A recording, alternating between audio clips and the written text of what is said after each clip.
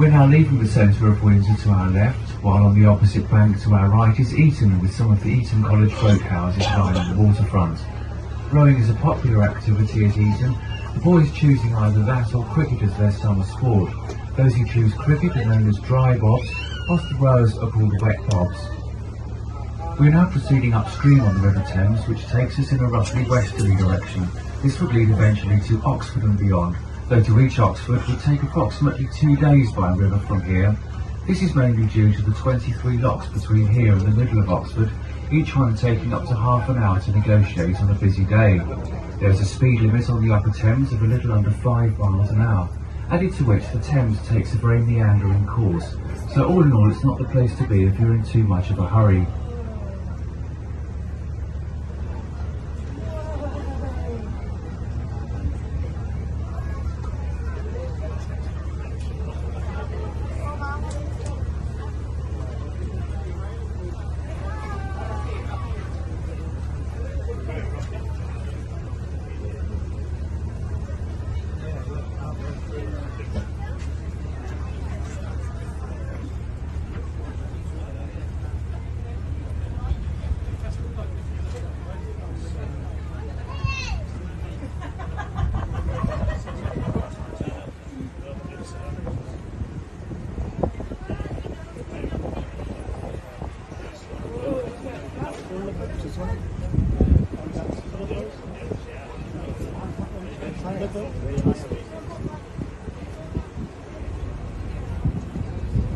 To our left is Jacob's Island. Formerly called Corporation Island, it was renamed after a well-known local councillor and boat builder called Arthur Jacobs.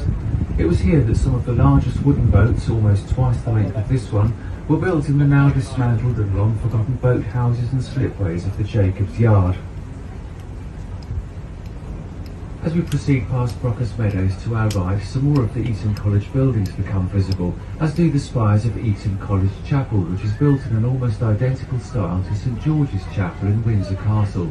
It's known as the Perpendicular Gothic style of architecture. Eton College was founded in 1440 by King Henry VI. The only Thames island longer than this one is Canvey Island on the Thames estuary beyond London. It's also one of only 2 figure-of-8 courses in the country, the track having been laid out in this way in order to fit the required length of track into the limited space offered by the island.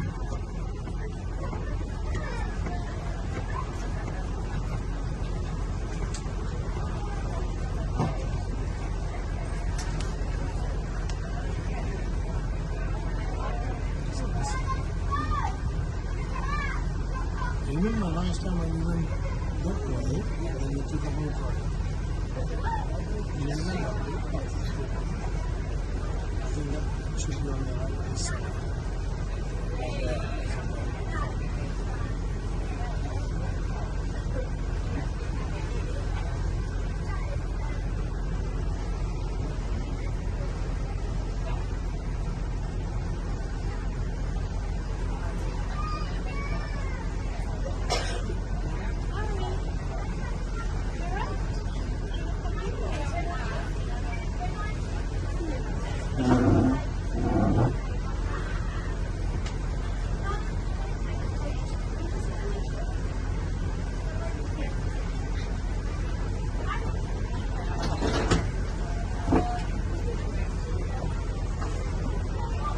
Coming up on our right is a spot known locally as Athens, marked by a section of raised concrete riverbank with a bench on top. It was here that the boys of Eton College used to have their swimming lessons the days before they had their own pool. Just below the bench is a stone block bearing the instruction, get at once into the water or behind screens whenever a boat comes in sight with ladies aboard, as in those days the boys used to swim naked in the style of the ancient Greeks, hence the name Athens. Looking to our left now, through the trees, we can see across the track at Windsor Racecourse, and in the distance the tops of some boats may be visible. This is the Windsor Racecourse Yacht Basin, situated on the Mill Street which forms Ray's Island. As we travel along the tree-lined banks of the Thames, there is an abundance of birdlife to be found. Among the most common is the mallard duck, the male of which has the unfortunate combination of a green head and orange feet. Less common is to this day in the 3rd week of July. Originally the birds were marked by cutting marks into their beaks, but now a band is placed around the bird's leg bearing a serial number. Swan upping serves as a census as it records numbers of swans, and the birds are also checked for weight and general condition. A swan's diet consists mainly of green vegetation, and it's for this reason that the branches of some of the willow trees appear to have been neatly trimmed a foot or two above water level.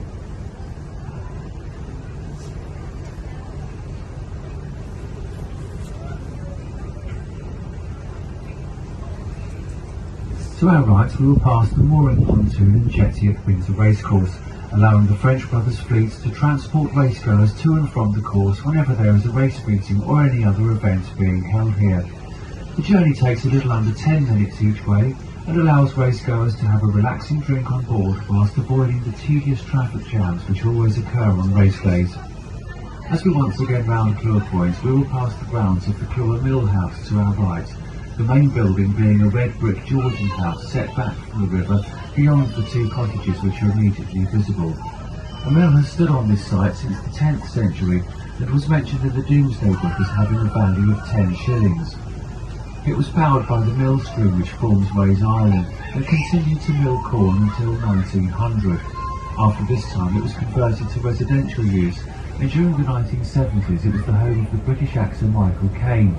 In 1980 he sold the house to Jimmy Page, the guitarist in Led Zeppelin, who then sold the house sometime during the 1990s, but then a few years later took the opportunity to buy the house for a second time before finally selling it again in 2008. The land to our right, from the mill house to the bridge ahead, including Whiteley's Island, forms part of Clewer Village. This is the oldest part of Windsor, as there was a Saxon settlement on this site before the time of the Norman conquest. The present town of Windsor started to develop after 1070, when William the Conqueror first laid the foundations of Windsor Castle.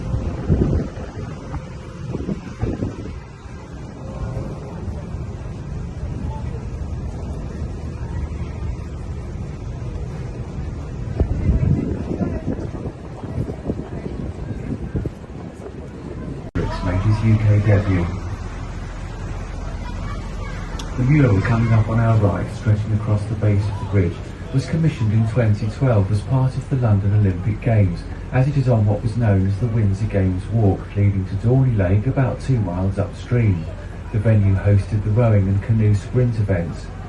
Painted by London artist Cosmo Sarson, the mural depicts 16 faces representative of the young people of today.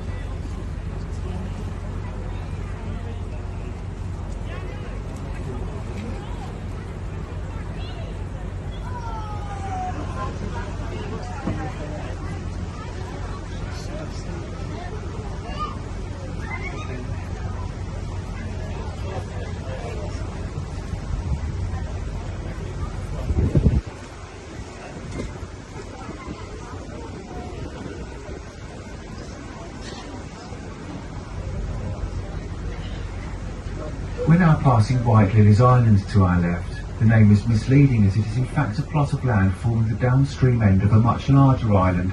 This plot was sold for development by the owners of Clewer Boatyard in 1957 for £7,000. The land and 5 houses on it are now estimated to be worth well in excess of 20 million. Past residents include the Australian singer and actress Natalie Imbruglia, who in fact called one of her albums Whiteley's Island.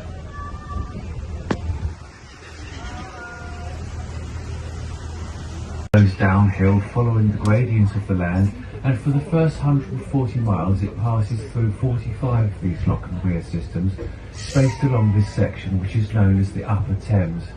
The Upper Thames drops in elevation by about 300 feet, and these lock and weir systems allow the drop to occur as a series of controlled steps of a few feet each time, and there is no tidal effect on the Upper Thames.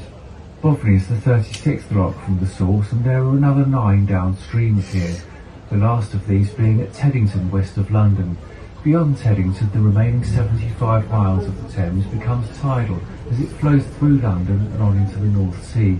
This gives a total length of 215 miles. The weir ahead of us is a bit like a dam spanning the main channel, and it is this which does the main job of controlling the flow and subsequently the level. The lockkeeper does this by raising or lowering the individual gates, usually in response to recent rainfall. Allowing a faster flow during wet weather prevents a build-up in level which could lead to flooding, while in dry weather the weir gates are closed in, holding the water back but maintaining a safe depth for boats to navigate. Indeed, the lockkeepers maintain a chain of communication along the river, keeping the upper Thames at a more or less constant level throughout the year. Towards the right-hand end of the weir is the salmon ladder, this being a narrow channel divided lengthways by a series of baffles which slow the water down, and of course that is to say one which flows through major towns and cities. This was not always the case though, and in the 1800s the river was so badly polluted that it was declared dead in the London area, and that no fish or bird life could survive in or around the water.